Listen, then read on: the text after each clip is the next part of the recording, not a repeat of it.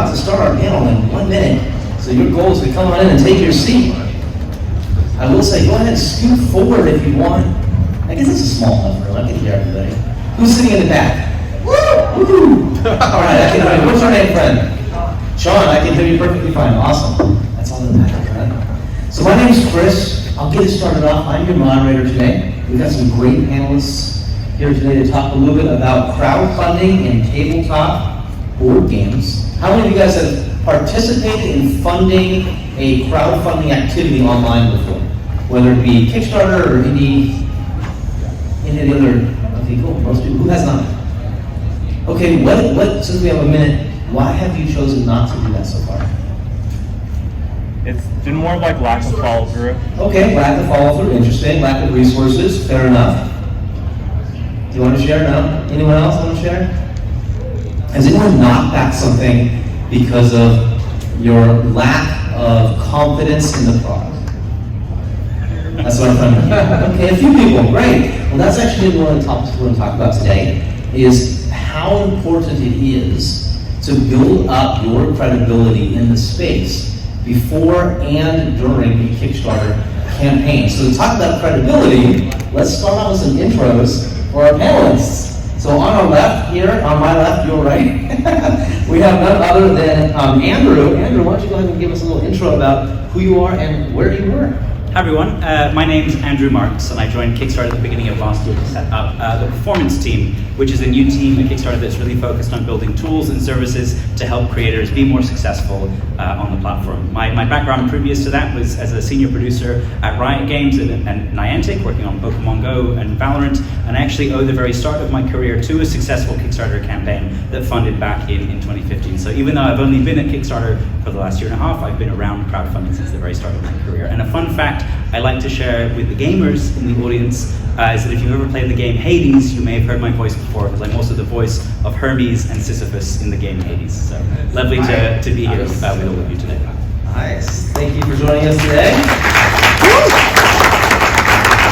And continue with that credibility, Teagan here. Why don't you go ahead and give us a little intro about yourself and what you did at Forge? Sure. Hi, folks. So my background is also actually in the video game industry. I was tech art director at Naughty Dog on the Uncharted series, and then during my time there, sort of started a little side project. I actually started a side project every single Christmas break while I was working there, but this one turned into an actual Kickstarter and started the company that I've run for the last 10 years, Hero Forge. So I also owe my company, and it's the 40 of us that work there, to that little Kickstarter we ran during Christmas break. So. Look at all that background in Kickstarter, didn't it? It's pretty amazing. We'll continue with that Kickstarter trend. Peter, why don't you tell us a little about yourself? Hi, my name is Peter Vaughan, and I run a company called Cardboard Alchemy. It's actually on its 5th year of running crowdfunding campaigns. But my first campaign was actually in 2013. A good friend of mine who's in this audience actually had run he said, "Have you heard of Kickstarter?" And wanted to make a short film, and I was like, what's Kickstarter? And I didn't know you could do that. I didn't know you could make, so I was trying to make small iOS games. I was trying to figure out how to make something, and I thought, oh, I can make a board game this way. So launched the first one in 2013, have launched a total of 11 crowdfunding projects. Wow. And the last one just finished up recently in May. Yeah. So let's start with that. So 11 crowdfunding projects. When you've crowdfunded those projects, which, I know we talked about Kickstarter a lot, but besides Kickstarter, was there any other tools that you use on a regular basis to help support those programs and those launches? Sure. Out of those 11, one of them was on GameFound, which is a new crowdfunding platform that's emerged. I still love Kickstarter the most. But also, my very first one was only to about 400 backers, and I did all of the rewards myself, mailing them out and whatnot. But very quickly switched to using third-party, software to do that. So there's been third-party software, and then you've got different marketing companies that help you, and then you've got fulfillment companies. So Kickstarter itself is just the beginning of that part of it, right? Speaking of marketing companies and Kickstarter being the starting point and building out from there, Teagan, when you launched your Hero Forge campaigns, did you utilize BackerKit or any other third-party tools to unlock some of those different elements that Peter talked about? And the very first Hero Forge campaign, which would have been 10 years ago now, it felt like the early days of Kickstarter, but it's been around for a bit before that. We were really, this was in spare time, and I had never done marketing before, and it was the first time I'd actually gathered friends together for a project, which is incredible motivation. If you ever lack that follow through, the second you get other people's buy-in, it's like everything just takes so much higher.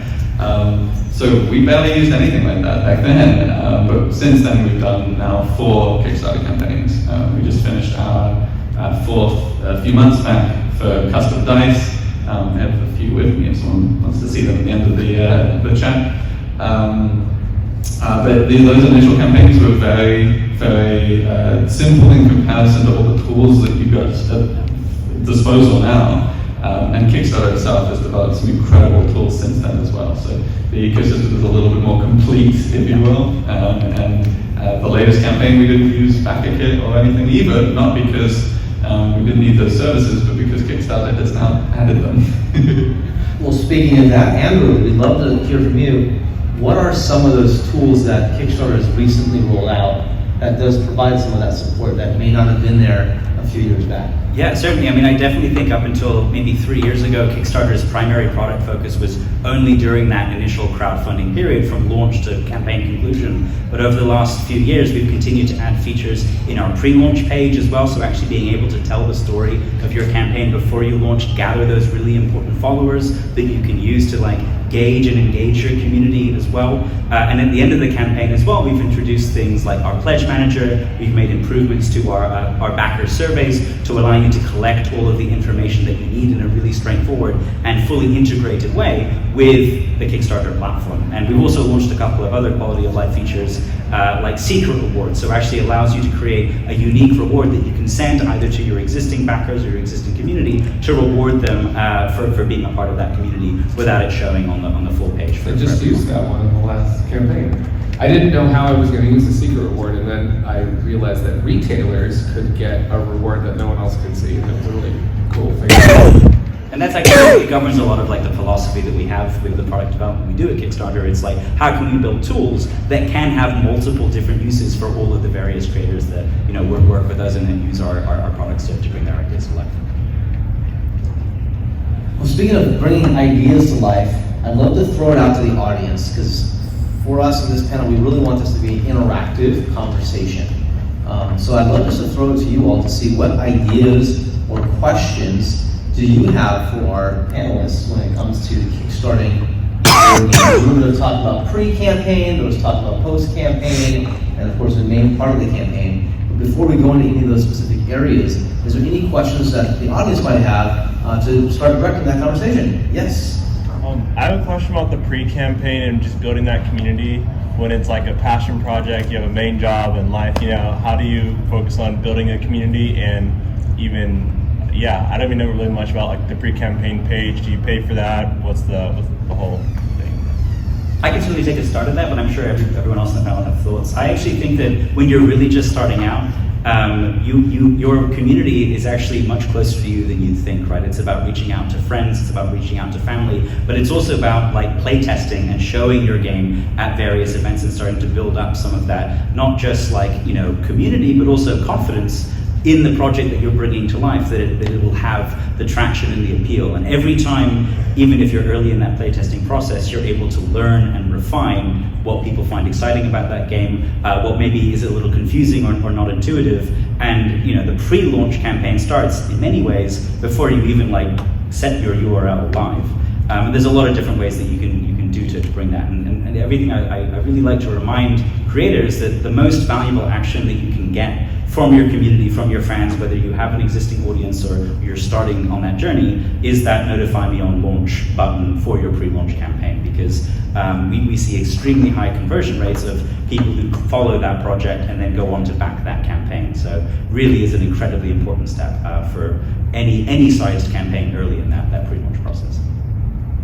I'll take a little step back from the pre-launch campaign even further to sort of talk about that process of coming up with ideas and gathering folks to make those ideas with, getting in the habit of loving to make things, being passionate about the audiences they reach, but being passionate about what you're making first and foremost is at the heart of running a good Kickstarter, in the sense that you can have all of the marketing and all the systems in place perfectly, but if your idea isn't something that comes from this kind of pure place of passion, it's not going to resonate with people in lots of ways. If it's something that you're running to try to do a Kickstarter, you're going to have a much harder time than something you're running because you want something to exist in the world. You want your idea to be out there, you want this game to be a game, you want this concept to be a product. And I guess that to some extent that comes from my roots in the tabletop game industry, just playing D&D with friends, and we sort of sat around the table sometime and said, we want this product to exist so badly, let's make it. And how do we make it? Oh, we probably go to Kickstarter because we're all working full-time elsewhere, and let's use the brief amount of time we have in the Christmas break to just give it our best shot. And we put something out that by current Kickstarter standards is really rough. I look back at our original campaign and I'm like, whew, but we also were incredibly genuine about it. Like, this was a real thing that we wanted to make. So, yeah, be genuine about it. Yeah, I think being genuine is one of the best things you can say about it, because I remember when I was doing my first one, it was very small. Of course I had family and friends that I was like, you're gonna back day one, right? You're gonna come and you have to make sure there that you have some of those. But then I also was like, how am I gonna tell other people? So I started doing I started a Facebook group, and we would just every day show pieces of the game, rough pieces. I just had to share, oh, I'm really excited about this, right? We did that for, fast forward, Cardboard Alchemy had a campaign called Flamecraft. And Flamecraft, thank you, appreciate it. Flamecraft, believe it or not, our company was, we were out of money, and we had no advertising or marketing budget whatsoever. All we had was an amazing artist. We had this idea to make this game. And I remember, I said, well, let's do I remembered my Facebook group, and I said, let's do that. Let's just show people I'll show them with me painting a dragon, or I'll show them our idea was that we had these cute little pieces of toast in the game, and we just carved them out of wood. And I was like, oh, they could look at this and think, oh, this looks kind of crappy. But I was like, well, but it's behind the scenes, right? So it's me trying to share how this is going to be cool. We were doing a neoprene mat, but I didn't have one of those, and I had a cloth mat. I said, this could be better than this, but it's like this. That group just built. It's just people were like, oh, I can see where you're going, and I can't wait to join it. And then day one, it worked. So we actually have a copy of Flamecraft in our board game collection, and it is one of my housemates' favorite games. Oh, nice. And it has just such incredible, immediate, genuine visual appeal. And I imagine that, among many other things, is part of its success. That was a fun part, for sure. Yeah. Another thing too, I just want to quickly touch on before we go to the next part, is consistency. So kind of like what you were talking about behind the scenes, having a consistent presence is going to be critical to any type of pre-campaign. Now I see this all the time in a different industry that I'm a part of, but it reflects really well in the tabletop gaming space, especially for Kickstarter, is if you have a social channel or your Kickstarter page, how do you consistently show the community that you are present and that you are active? That builds trust, that builds personality, and it builds that personal connection between you, the creator, and your unforeseen audience. That's one of the problems a lot of people have nowadays.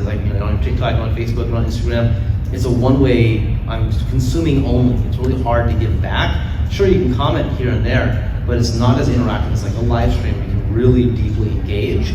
So if you take your community, your game, which is supposed to be a social element, and then tell that story in a more interactive way, where sure, the viewer might not be present, but you can talk to the camera, where you can lay out the board, all right, what move should I make? Here's the cards, let me know in the comments. And then in your next video or your next piece of content, you can actually make that change. I've seen a lot of Kickstarter campaigns that also go into that behind the scenes, I have a hero in this game, I don't know, should it be like this or should it be like that? and the actual people commenting on the Kickstarter can determine what the final result is in the game. It's a bit of a gimmick, but the point is that you're creating that communication and that back and forth with that community. So especially if you're pre-launch, and I think someone mentioned earlier how to gather play testing. I'm sure we'll go into that in a minute. But like downstairs, for example, right, there's the big tabletop area on the mezzanine. There's a whole bunch of folks down there with their own tabletop games that they're play testing and demoing, and almost all of them have a little sheet for you to put down your email address so you can be a part of that newsletter. But like what you're saying now with the pre-event, you can actually start your campaign, do the pre-event, have that QR code, and make it even easier for the viewer or the person walking by to scan that code and to join you without having to go through the whole 20-minute demo and write down your email address. So you can be really creative, but the key is consistency. Yeah, something else about that notification page, by the way. There was a while where, and you learn from other creators that are doing it, you see what they do. And I saw a creator, before I started, I'm gonna gather an email list and I'm not gonna necessarily worry about the notification page. But I saw some other person build up to 5,000 people waiting at the door to get in on a Kickstarter. And that's when I said, on Flamecraft, that's what we gotta do. We gotta get people to that spot. That spot is the spot that's ready to go. So we just actually, our company just launched a Kickstarter notification page for our game Whisperwood, which is coming next March, but I launched it 2 days ago because we gotta start, people need to know where the landing spot is for that game. And it's really important because then you run into people and you have this one place to go. And Kickstarter recently added the ability to say more. It used to be just one image and a notify button. And now you can tell quite a story on that image. You can actually, every month, put more and more and get people, you can do those, get people interested in sort of that behind the scenes or what's going to be coming. You can give them key dates, and so, So much of that is in service of momentum. The idea that if a lot of people back early, more people will back early. Yes. People really see the back account as sort of a sign of success, and coming across a day one launch Kickstarter with a lot of backers is like, ooh, this must be great. Yeah. So it's a snowball effect. And I think, just to prefigure a bit, Kickstarter is continually working on building out new tools to make that pre-launch phase more effective. And excited to be able to share more about that later this year as we continue to develop this. A decade ago, when we launched the first Hero Forge Kickstarter, our goal was to try to get as much pre-launch as possible, and there were no tools involved whatsoever. So we were creating Facebook groups and forums and just really ragtag collections of folks who were like, hey, this thing is coming, we want you to know about it, we want you to be able to have a discussion with us about it. And I think that helped a completely unknown little group of folks trying to make something actually see enough to found a company on it. There was something you mentioned, Peter, as well there, which is actually looking at other campaigns that you can take inspiration from. I think that, certainly backer expectations have never been higher in crowdfunding right now. There is a certain quality bar that backers have come to expect. But also with that comes an opportunity to sort of learn from other campaigns as well. And it doesn't mean necessarily wholesale rip it off or do something that doesn't fit for you, but take inspiration from campaigns that fit into either a similar category or a similar genre, especially if those campaigns prove to be successful in a way that, whether it's about clarity of presentation, whether it's about maybe the split in the reward tiers, do some research, really look at what other projects have been successful recently, because as Teagan's saying as well, the platform has changed over time, and as it has changed and as the community has grown, maybe what would have worked 5 years ago has been updated somewhat. It's really good to always refresh that knowledge and just context. Yeah, there was my first campaign had no social goals, but then Exploded Kittens did social goals, and I was like, well, that was really cool what they just did. They asked their community for one person to take a picture of a cat and a boat or something, and then people did, and I was like, oh, social goals are really interesting. What I didn't know is that they didn't put that until 2 weeks into their campaign, but I was looking at their final page and it looked like it was there the whole time. So on my next campaign, I tried social goals at the start and it didn't work. And I was like, oh, you need time. So there's all sorts of learning things that you have to, but you can do that by watching the other campaigns and what works and what doesn't work.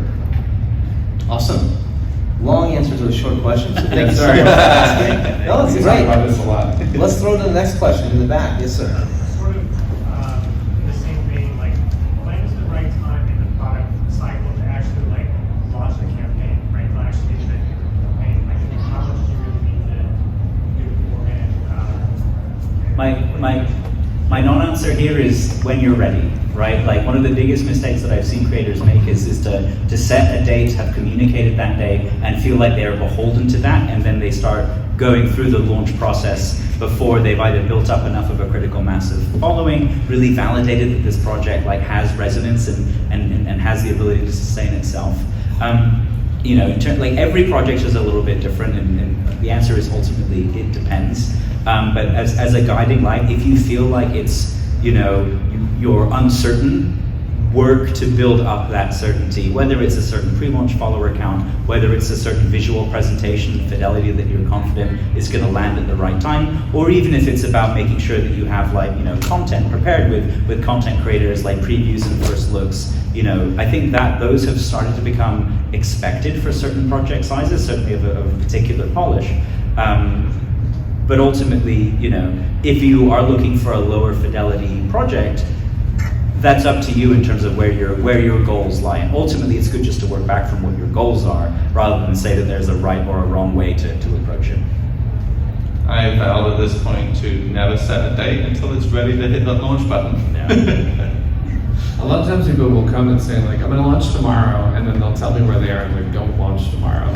And they'll inevitably not listen and probably launch tomorrow, but you don't have to. And I really do agree that I have had a date. I was running a campaign called Dwellings of Eldervale, and I decided to run it right after I went to Origins. I went to Origins, and I was prepared to launch it right after Origins, and I got back and I jet lagged, and I was like, you know what? And I tried all night to get ready for it, and the next morning I was like, we have to push. It felt awful doing it the morning of that I had told everyone this marketing date, but it was the right move. We needed to take our time to go out the door, and it's okay to do that. I mean, the only time that would be too late is I've already printed 5,000 and we're in my garage. Now I think we're going to launch a campaign. That would be too late. That would not be the right time. I would say though, and I'd like to hear the panel's thoughts too, you also don't want to launch too early. And what I mean by that is this whole panel is about tabletop gaming, right? So let's just use an example. Let's say you have a card game that has some boards and some chips and some pieces, right? Have you play tested it? Have you blind play tested it? How many blind play tests have you had? Are you still taking notes on the game? If you are, you might want to think about waiting a little bit. If the game is polished enough that when you take it to a convention and do blind play tests, well, that's two separate things, sorry. When you bring it to a convention and test it with people that are not your family, and or when you run blind play tests, when you're starting to get limited feedback and it feels like it's solid, then you want to probably start doing your assets, your social. You don't want to invest too much though. I know many people that spend a ton of money on the marketing and the creative and the assets, and then the campaign didn't do so hot, right? Like you don't have to get all the art, but you do need to get a couple key pieces of art that you can use for your banners, for your promotions, for your landing page, right? So you don't have to go all in financially, but you do need to have some type of commitment, both on the visual side, the IP side of things. So is this your own creation? Who's the artist that you're gonna hire? Have they done some test mocks? Have you gotten a quote for what those are gonna be? And then have they put together 2 or 3 like initial pieces that you can use? And that's on the art side, or the visuals. And then on the opposite side, on the game production side, is your game ready to go? Do you have quotes? Do you know what it's actually gonna cost? If you don't know what it's gonna cost, you shouldn't be going to Kickstarter, right? So you need to have some of those basics in place, so that way, Kickstarter's like that 75 or 80% mark. And what do you guys feel? I'd love to hear your feedback. Yeah, I mean, I think it's a really good point on like, you want to make sure that you have high quality work that is representative, but you don't necessarily need to have everything baked and done. And I just want to plus one, like really mapping out your costs and what it is going to take to fulfill this game. What are the minimum quantities of production that you'll need to hit in order for it to make sense. Getting a couple of quotes in part of that process as well with different manufacturers, and sort of identifying like the triangle of like communicative, price, and then timeline as well. Ultimately, there's a lot of like milestones you can set in that process. And to Teagan's point as well, like don't set the date until you've started to work through some of those places as well. And being flexible there, and being kind of kind to yourself as a creator, and not putting yourself under so much pressure that you just have to like get it out at the point you're exhausted. when you hit launch on Kickstarter, that's kind of the beginning of the next phase of the campaign. So if you're already toasted by the time you get there, you're not going to be able to show up for a community and keep them excited and really maintain that engagement throughout the campaign. So we've definitely reached the point that we don't put anything on Kickstarter that we're not sure we can do. And we do a lot of stretch goals, and we do a lot of like kind of pushing the technological kind of edge of some of these products. And there's so many conversations we have where we're like, there's still some question marks around that. We can talk about it speculatively, but we're not putting it as one of those stretch goals yet. Yeah, the backers can generally sniff out the things that you are unsure about.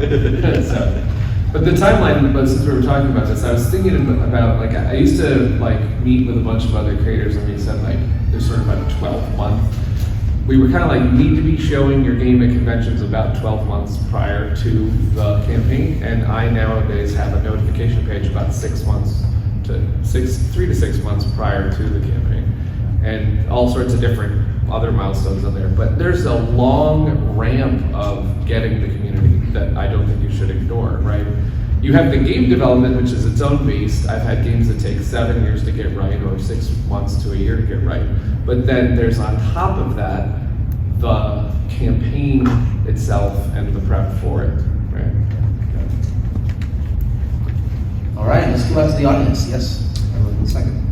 When you're looking at doing large marketing, what do you do to your research to find where you should be doing advertising, and do a cost estimate for getting backers $2 spend? So I spend $1 in marketing, am I going to get X number of people back? Like, where you go? So I got some feedback that some people went all in on advertising BGG, and they're like, they got nothing.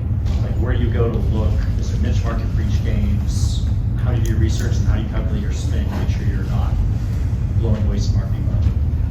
I'm happy to start there because that's a lot of what my team does at Kickstarter. I think that ultimately it's really important to view advertising as an accelerant to a product rather than the silver bullet or the thing that is going to make or break your campaign. Even at the largest scale, like, advertising can directly attribute between like 15 to 25% of your campaign's overall goal. It can be a very effective way of like starting to validate maybe some of those initial ideas or concepts. And I'm friends with Brendan from Open Owl Studios, and he really likes to actually validate his art on a random Facebook page, put a couple $100 of spend behind it, and then see like, well, which of these things are actually, you know, a direction or a concept that has traction. Ultimately, I think that, you know, there's different types of advertising, right? There's, you know, paid social like Meta and Reddit, where it's kind of more of a direct response channel. You have the ability to like really showcase your game with more rich detail, or do a longer form video ad. But also, like, you know, if your advertising isn't working or it's not driving the results that you want, I actually generally think that it's a better idea to go to your product and maybe start to refine the core messaging and what is and isn't resonating with that before, like, using advertising to get there can be a very expensive way of learning what you can probably get out of, you know, some play testing or presenting or showing a game at a convention.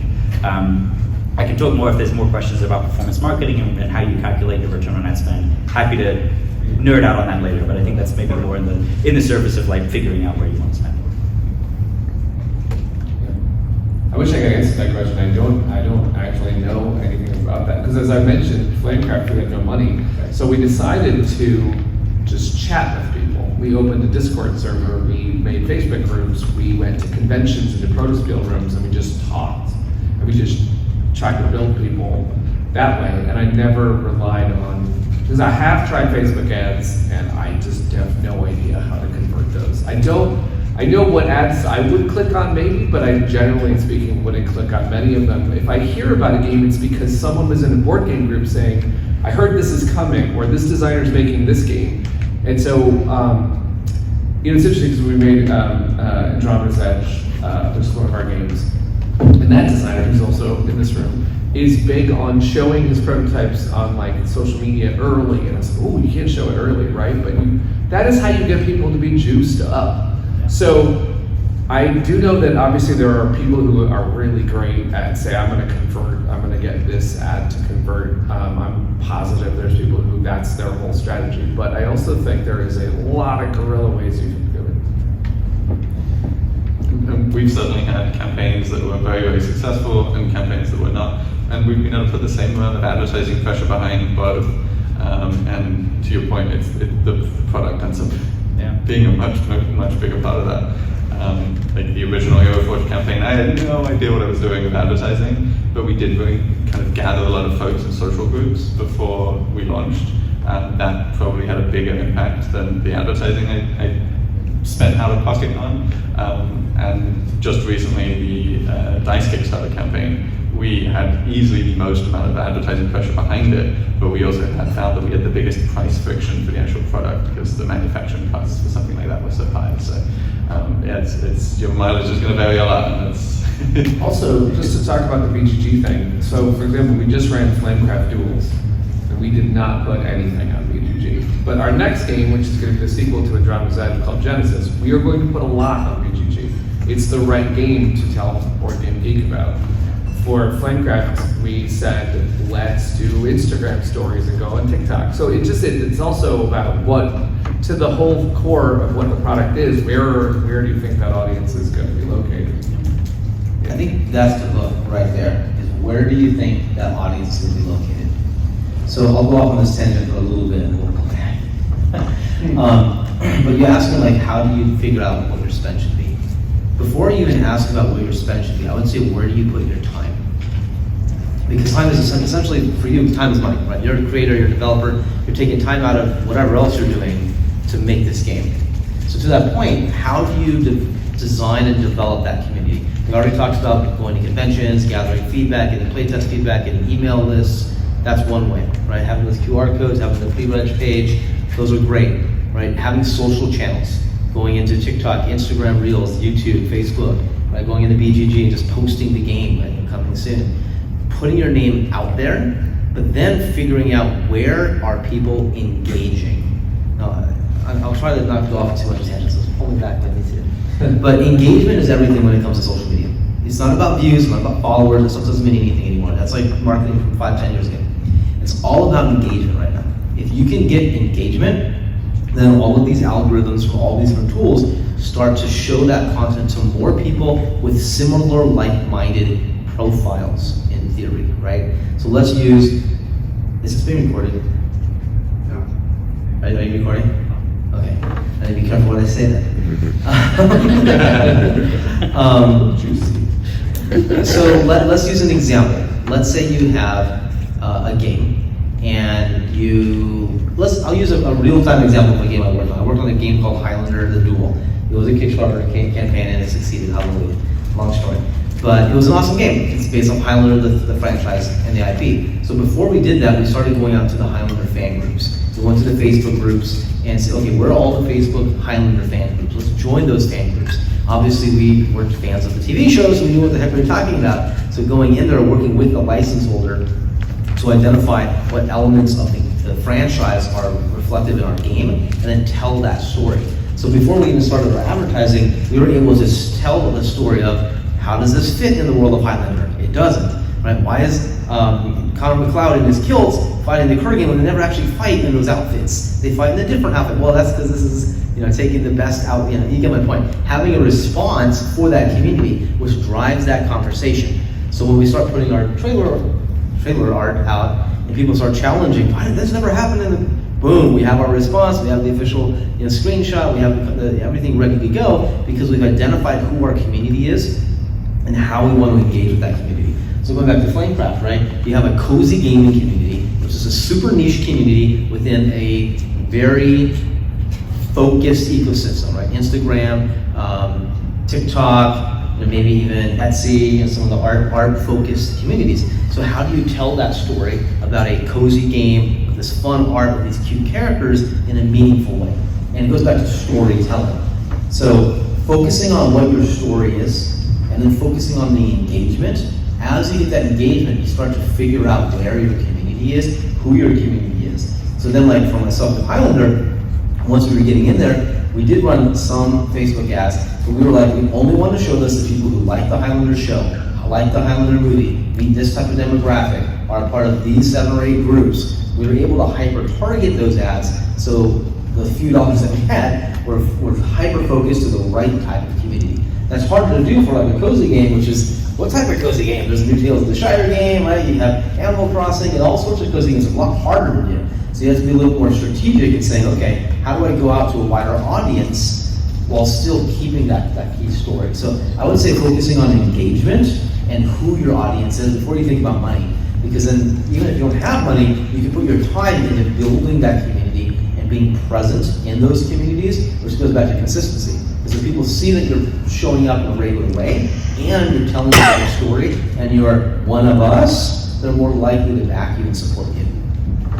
Long spiel, I apologize, but thank you for that. Also, by the way, since you were talking about consistency and then you were talking about the platforms and the algorithms and how they work, there's also rules, which I didn't really know until we started learning it. But if you're not consistent on TikTok or Instagram, they will completely bury you because you're not showing them that what they want to see, whether it's 3 posts a week or 5 or 1, is that you're going to do what you said you were going to go out there and do, and that it'll serve you if you are staying to that.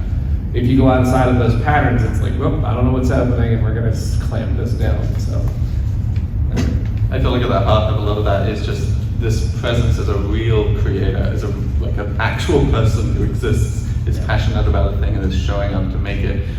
Like that at the heart of Kickstarter is why they're so compelling. It removes this veneer that most products have over the top of them and says, look, these are real people passionately, excitedly expressing their ideas to you. It's so appealing. there was, back when I did my first one in 2013, a trend where you got up yourself in front of the camera and said, I am making a thing.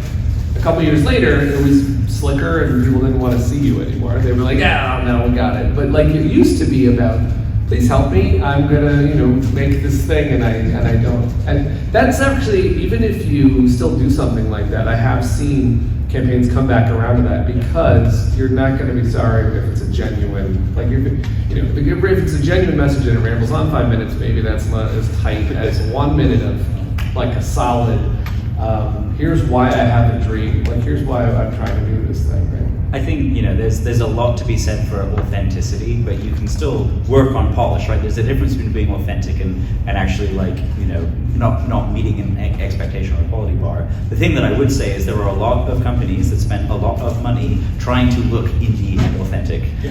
So actually, you have that advantage if you are an indie creator that you can really speak, honestly, in a resonating way there.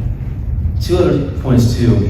One is look at what your competitors are doing and/or look at what successful campaigns have done.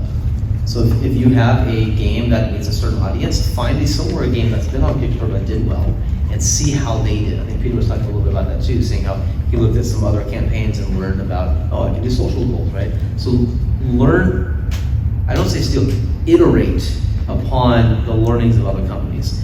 One example, and even lean into the video game space a little bit. So for example, if you go to like some of your favorite social channels, for some of your favorite top games, you'll see a lot of game companies that they're posting trailers and they're like hardly any views, and then they post a video saying, I can't believe I just fixed this bug, and it's like 1 million views because of that authenticity. And some companies still can't get their brain around the fact like, why are my trailers not performing well? It's because no one wants that. People want that story and that genuinity. Go for it. Chris, you said competitors. My experience in all this is the level of competition in this industry is very low. I was actually going to say the competitor. And that your competitors are potentially your best customers and strongest supporters. I agree fully. I'm from the video game industry, so yes, you're totally right. In the tabletop space, I totally agree. And even like myself, right? I had 2 Kickstarters. I used to look at you, right, in the Northern California Bay Area group. We used to give feedback to each other, and Jeremy Commander and other people, Ross, even Peter. Right? We used to do some play testing. We're here to support because the tabletop space is so small. Reach out to people. Yeah. A lot of people in this industry, if you go to their Facebook group and you ask them, like, hey, I have a question. I saw you did this, and you did an amazing job. I got a question for you. Some people will actually reach out. That's absolutely how I started. I was trying to figure out Kickstarter, and I used the Kickstarter messaging system to message another person who just launched a board game campaign and said, how do you figure out freight and shipping?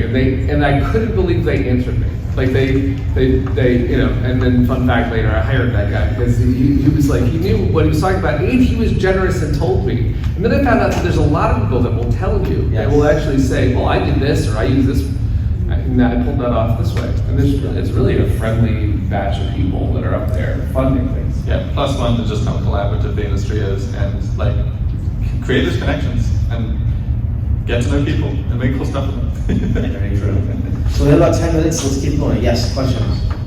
Yeah, so what advice do you have for the investing portion pre-campaign?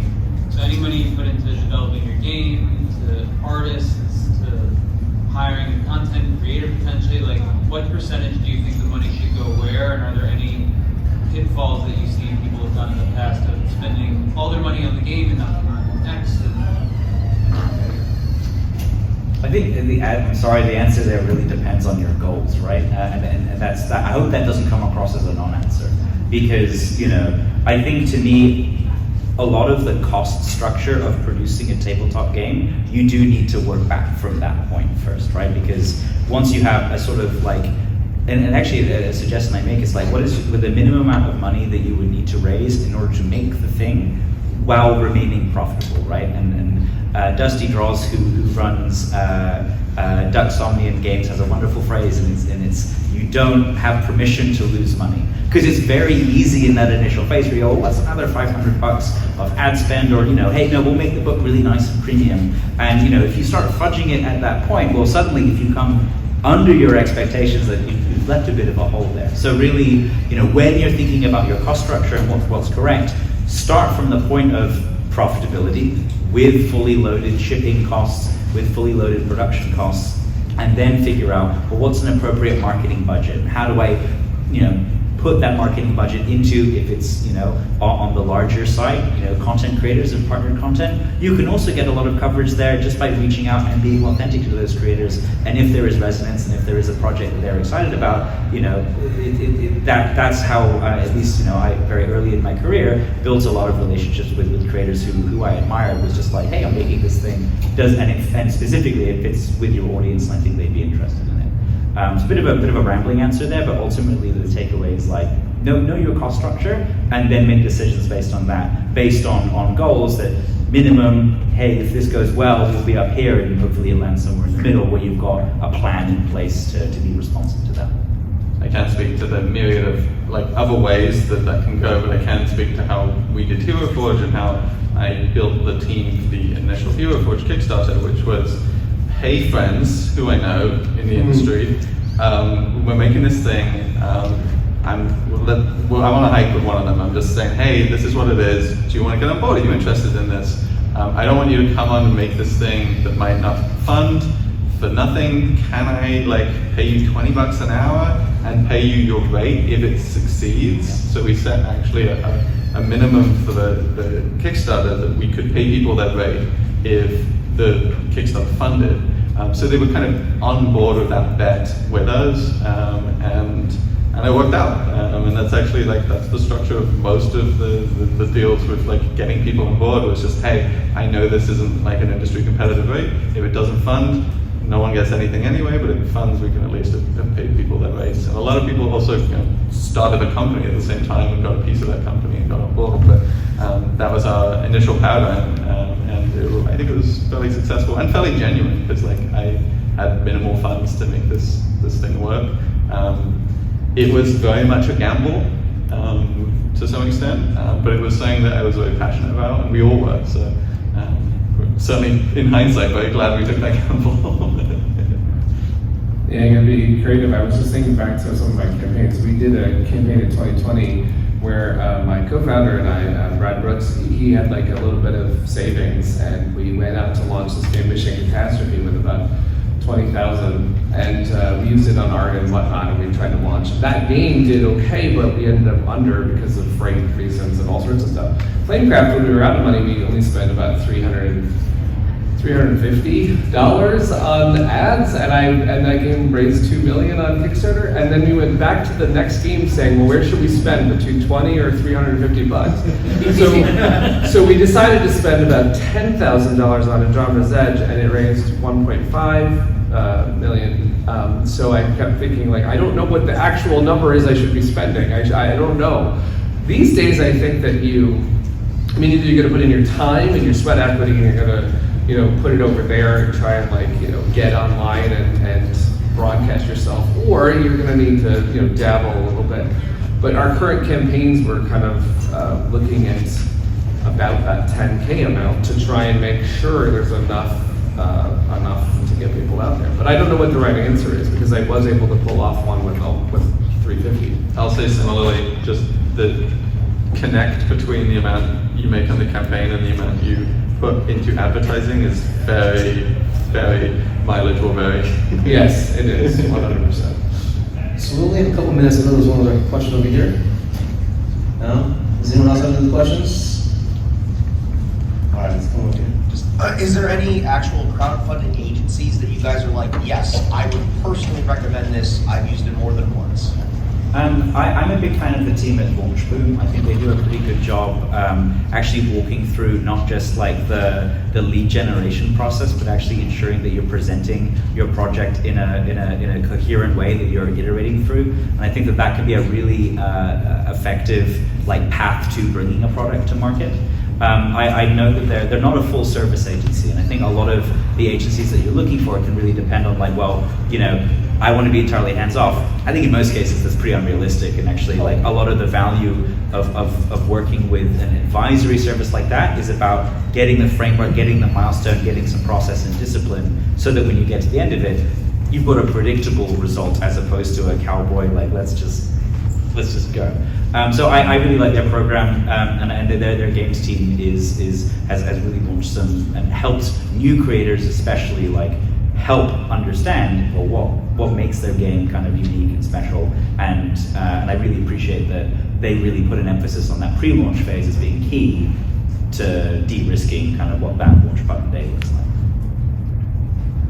Yeah, I do a lot of the techniques that Launchboom does, organic techniques, so I don't use them and I haven't used them, but I have talked to a lot of small creators that have used them, and I've asked them how the turnout is. For example, good friend Tate Wu is in the board game area downstairs. Tate's campaigns, and he runs several a year, actually, they're around 20,000, and then he went to go use Launchboom, and they taught us some things about, well, your marketing should go like this, and this is how disciplined you should be about that, this, and so, yes, they did cost, I think their fee is around 3,000, but he did get, his next campaign was a 50,000 campaign, so to him, I think he saw the value in, these are the strengths I don't have, and I need to learn some lessons so that I can start doing this better. So services like that, I think, can be really helpful. All right, last call. Go for it. Quick, so switching gears to production, any thoughts about where the industry is now? COVID, the supply chain was really hard, freight was hard. Recently, tariffs made some people not even present at conventions. Where do you see the trends going now? What recommendations do you have for creators for sourcing production? I'd love to actually chat with you guys. There's folks who are a lot more in the weeds there, and then I can maybe choose. Not a fan of tariffs. It's rough for the industry. Oh my god! I already spent 5 years making a company, and I feel like I did what the American dream would be, and just let's get. And we have 7 employees in the United States, and all of our stuff is made in China, and I was devastated, and I'm still devastated by the fact that we're paying imports to come and put products in this country and employ people here. So it's not as bad as I think the COVID run, but it is very tough to look at the numbers in that situation, and I think it's going to have an impact on how many games get to retail, how many games make it through, and how many companies can pull through. In our case, on Flamecraft Duels, we launched Flamecraft Duels when it was still at 145%, and we were freaking out. So what we did decide to do is tell backers, we're gonna split it with you, we're going to dinner, and we're just gonna split the bill. It's the best thing we can do. A lot of people felt like that was a genuine response and said, you know what, okay, we'll go with you. We want this thing that you are talking about, and we're gonna do it. I would love to see that. You know, I know a lot of people in the industry have been lobbying, and I really hope, of course, we get to our senses on the tariff thing. But it hasn't. For me, it doesn't mean that it's over. It just means that we're going to have to get creative. Some of our deluxe products we're going to have to take down a notch in certain ways to get more efficiency in the box, and that's just what we're going to have to do.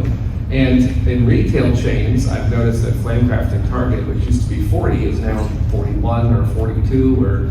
So Target has had to say, well, we're going to adapt the prices up. So the market's also going to have to say, okay, are we willing to still buy this board game at that price? We'll see how it all pans out, right? But it definitely, it hasn't. There was a person when we were trying to launch Flamecraft, they said, why don't you just wait or not do it or whatever. I was like, but this is what I want to do, so I have to deal with the cards that are dealt. The cards are dealt the way they are dealt. I will be more efficient and try. We've investigated other countries for manufacturing.